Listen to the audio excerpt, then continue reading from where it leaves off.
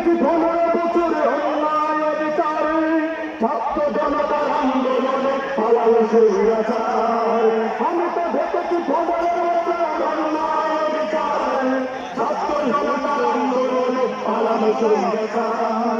এখন সময় কোরআনের রাজকারণে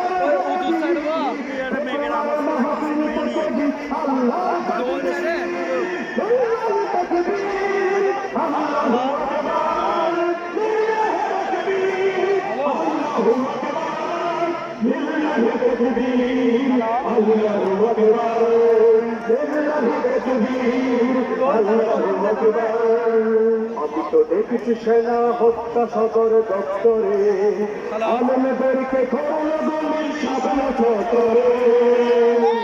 আমি তো দেখেছি সেনা হত্যা সদর দপ্তরে আলমদেরকে করল গুলি শাসন চত্বরে।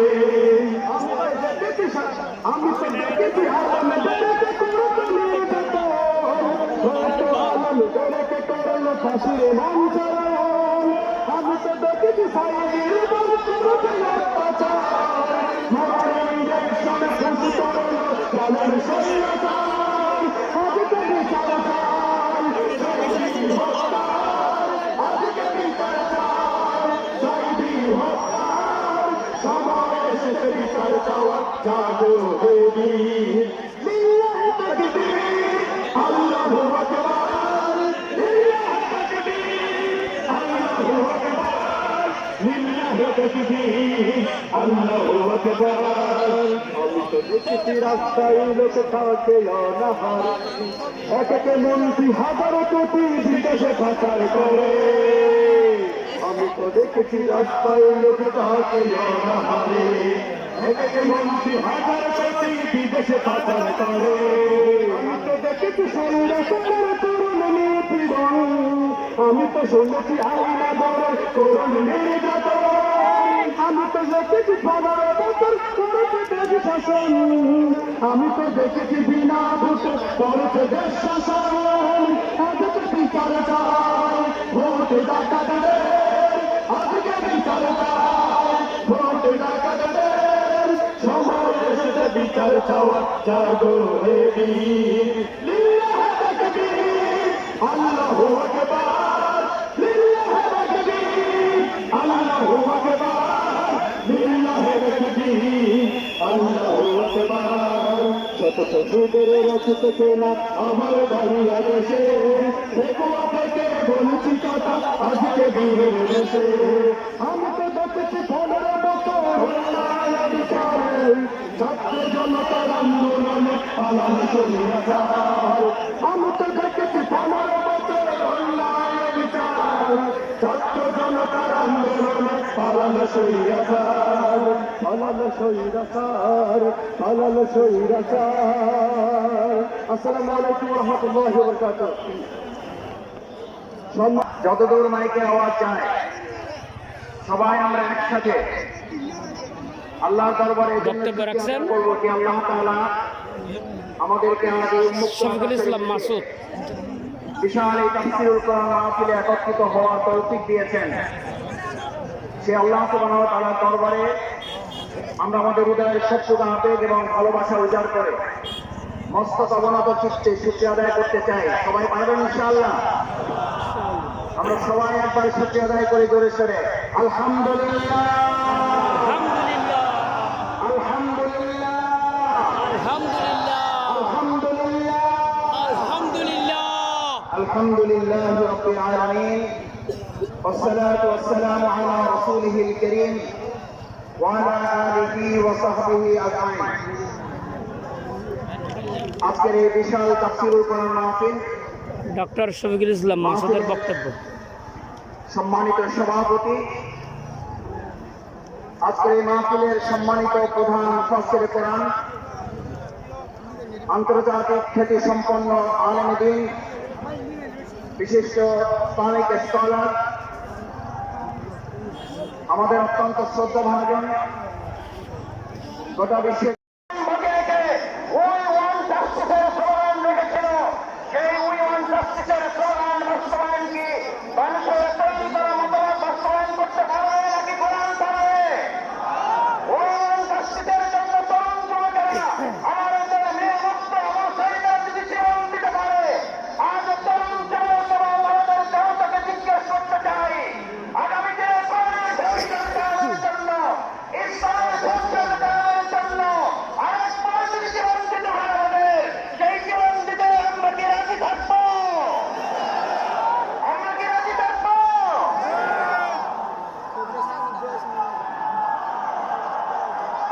সম্মানিত ভাই এবং বন্ধুগণ, আল্লাহ সুবহানাহু ওয়া তাআলা আমার গ্রন্থ আল কোরআনে আমাদের জন্য উল্লেখ করেন, আল্লাহ তাআলা আমাদের জন্য উল্লেখ করেন, আফাহাসিবতুম আন্নামা খালাকনাকুম আবাসান ওয়া আন্নাকুম ইলাইনা লা তুরজাউন। আল্লাহ সুবহানাহু ওয়া তাআলা আমাদেরকে পৃথিবীতে প্রেরণ করে আমাদেরকে স্মরণ করিয়েছেন। তোমরা কি মনে করো যে তোমাদেরকে এমনি কি অর্থহীন ভাবে, টার্গেটলেস, এমলেস, গোল শূন্য, কোন উদ্দেশ্যহীন ভাবে তোমাদেরকে আমি পৃথিবীতে প্রেরণ করেছি? অথচ তোমাদেরকে তোমাদের কাজ সম্পন্ন করে কি আবার আমার কাছে ফিরে আসতে হবে না? আমাদের সম্মানিত ভাই এবং বোনেরা, আমার পর্যালোচনের মা বোনেরা যারা আছেন এখানে আজ যারা উপস্থিত হয়েছি, আমাদেরকে কথা ভালো করে মনে রাখতে হবে।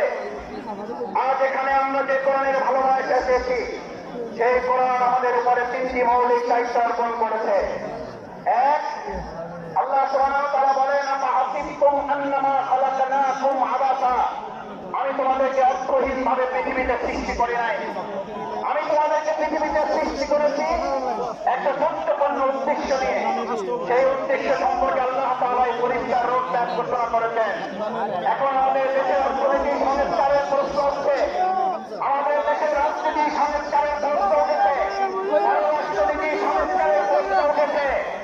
আমরা সংস্কারের দায়িত্বে যারা আছেন তাদের কাছে আল্লাহ তাআলা সংস্কারের রোডম্যাপ তুলে দিতে চায়। আল্লাহ তাআলা কোরআনে ঘোষণা করেন,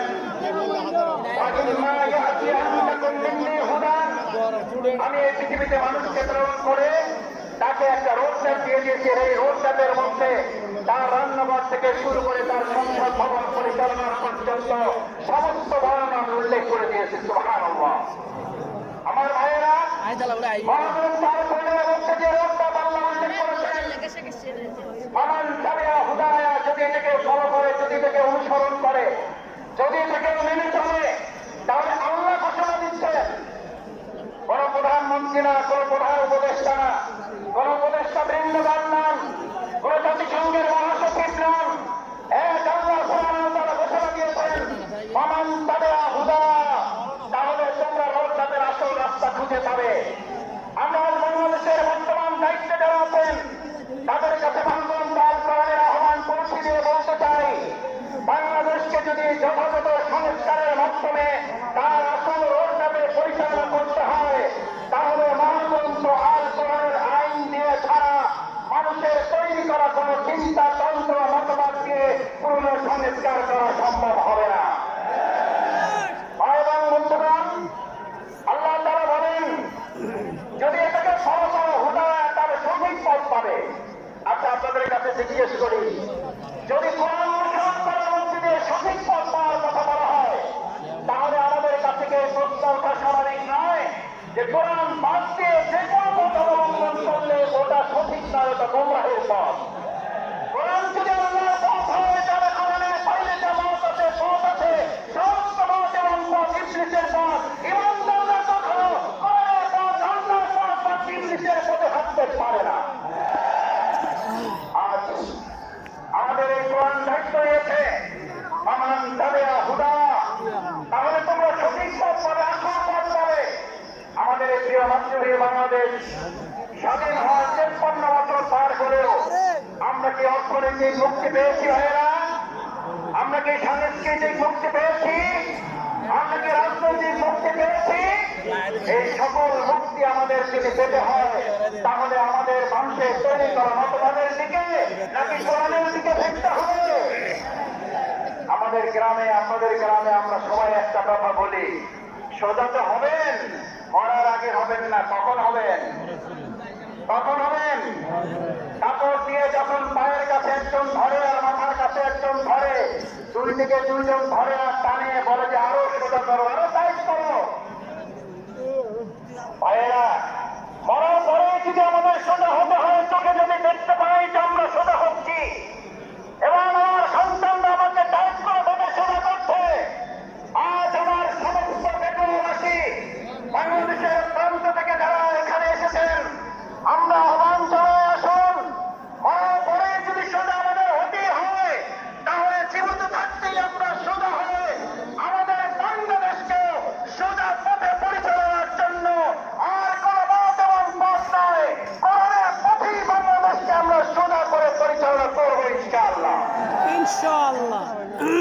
দ্বিতীয় যে দায়িত্ব আল্লাহ তাআলা আমাদেরকে দিয়েছেন, ফামান তাবিআ হুদায়া ফালা খাউফুন, মসজিদে লক্ষ বাইনি আমাদের তৈরি হয়ে কোরআনের দাওয়াত পৌঁছে দিচ্ছে। আমাদের হত্যা করা যায়, আমাদের ফাঁসি দেওয়া যায়, আমাদের শেষ করা যায় না, আমাদের শেষ করা যাবে না।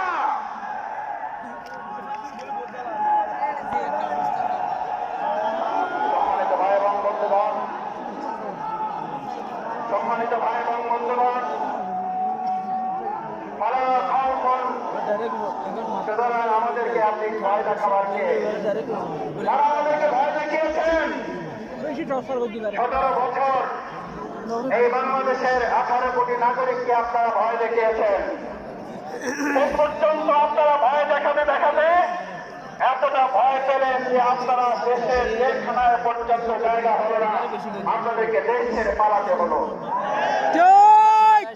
আল্লাহ তাআলা নিশ্চিত করেছেন, ফালা খাউফুন, তোমাদের ভয় পাওয়ার কোনো দরকার নেই, কারণ যারা আল্লাহকে ভয় করে তাদের দুনিয়ার আর কাউকে ভয় করতে হয় না, বরং গোটা দুনিয়া তাদেরকে ভয় করে।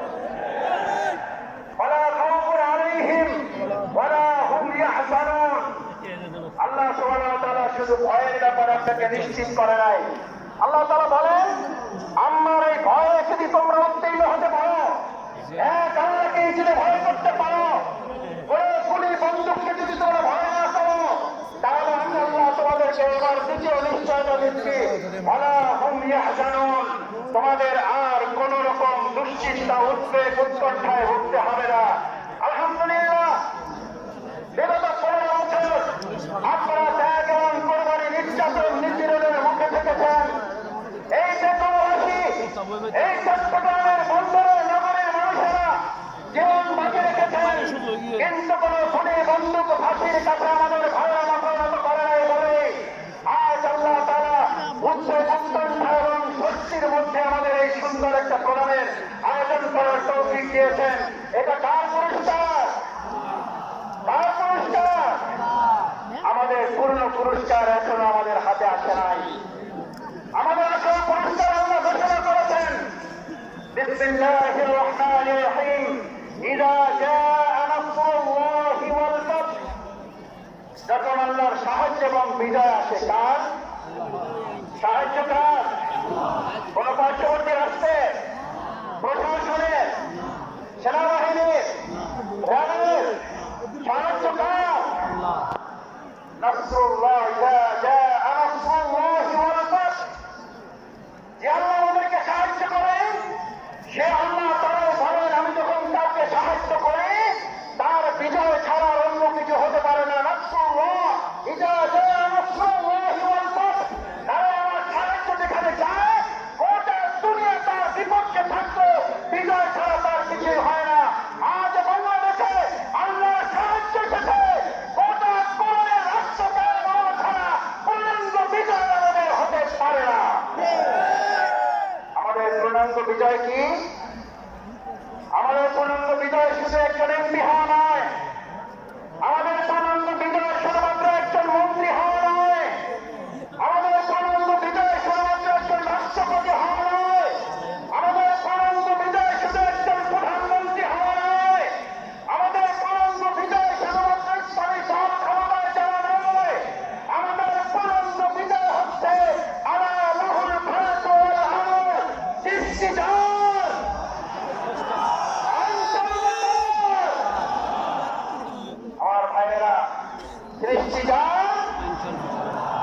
আইন চলবে তোমার, আইন চলবে কার?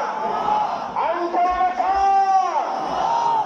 বাংলাদেশ আজ সেরকম একটা সুন্দর কল্যাণমূলক রাষ্ট্র বিনির্মাণের জন্য এখানে যারা এসেছেন, কোরআনের প্রেমে যারা বসেছেন, কিসের উপরে বসেছেন এটা চিন্তা করেন নাই। আপনার মাথার উপরে ফ্যান আছে, লাইট আছে, বাতাস আছে, নাই চিন্তা করেন নাই। আজ এখানে যারা এই কোরবানি পেশ করে কোরআনের ভালোবাসায় সমবেত হয়ে গায়ে গা লাগিয়ে লক্ষ লক্ষ জনতা এখানে হাজির হয়েছেন, এই লক্ষ জনতা যদি আজ একটা হওয়ার এখান থেকে নিয়ে যেতে পারেন, রাসূল করিম সাল্লাল্লাহু আলাইহি ওয়াসাল্লাম এরকম মজলিসকে সামনে রেখে আমার যুগকে উদ্দেশ্য করে, এই জামানাকে উদ্দেশ্য করে রাসূল করিম সাল্লাল্লাহু আলাইহি ওয়াসাল্লাম সাহাবীদেরকে স্মরণ করালেন। দুর্ভোগ হচ্ছে সেই মানুষের জন্য, ভালো করে খেয়াল করুন, দুর্ভোগ হচ্ছে সেই মানুষের জন্য, দুর্ভোগ হচ্ছে সেই মুসলিমের জন্য, দুর্ভোগ হচ্ছে সেই কোরআন প্রেমিকের জন্য, যে আল্লাহকে ভুলে গিয়ে নিজেকে নিয়ে ব্যস্ত হয়, যে আল্লাহকে ভুলে গিয়ে নিজেকে নিয়ে ব্যস্ত হয় এবং সে নিজেকে নিয়ে ব্যস্ত হতে গিয়ে দুনিয়ার সব কিছু থেকে বঞ্চিত হয়ে যায়। আমরা কি দুনিয়া থেকে বঞ্চিত হয়ে নিজেকে নিয়ে ব্যস্ত হব না আল্লাহকে নিয়ে ব্যস্ত হব? আমার ভাইয়েরা আসুন, আজ সেই কারণে রাসূল করিম সাল্লাল্লাহু আলাইহি ওয়াসাল্লাম বললেন, আব্দুল্লাহ ইবনে মাসউদ হাদিসটি বলে আমার কথা শেষ করে, আব্দুল্লাহ ইবনে মাসউদ রাদিয়াল্লাহু তাআলা আনহু قال رسول الله صلى الله عليه وسلم ويقولون ما لا يفعلون। তোমাদের মধ্যে এমন একটা সময় আসবে, কোরআন শোনার লোক থাকবে, কোরআন জানার লোক থাকবে, কোরআনের আলোকে সে হয়তো তত্ত্বর কথাও বলবে, ইয়াকুলুনা মা লা ইয়াফআলুন, কিন্তু কোরআনের আলোকে সমাজ এবং রাষ্ট্র পরিচালনার লোক পাওয়া যাবে না। ওয়ায়াফআলুনা মা লা ইউফআলুন, আবার কিছু কাজ করলে কোরআনের চূড়ান্ত রূপ বাস্তবায়ন হবে না। আজ এখানে যারা আছেন, আমরা কি কোরআন বাস্তবায়নের জন্য সবাই রাজি আছি ইনশাআল্লাহ? সবাই কি রাজি আছি ইনশাআল্লাহ? আল্লাহ মেহরবানি করে হাতগুলো আপনার আরশের আজিমের ক্যামেরায় এগুলো তুলে নিয়ে কাল কিয়ামতের দিন কোরআনের কর্মী হিসেবে আমাদেরকে নাজাতের জন্য, জান্নাতের জন্য আপনি কবুল মঞ্জুর করুন। আল্লাহ একজনকে বাংলাদেশের জন্য কবুল করুন, কোরআনের সংসদের জন্য একজনকে কবুল করুন, কোরআনের রাষ্ট্রের জন্য আহ্বান একজনকে কবুল করুন। সম্মানিত ভাই এবং বন্ধুগণ, আসুন আমরা আমাদের প্রধান মুফাসসির কোরআন হযরত মাওলানা ডক্টর মিজানুর রহমান আজারী হাফিজাহুল্লাহর কিছুক্ষণের মধ্যে আপনাদের সামনে কথা বলবেন। আমরা দোয়া করি অন্যান্য ওলামায়ে কেরামরা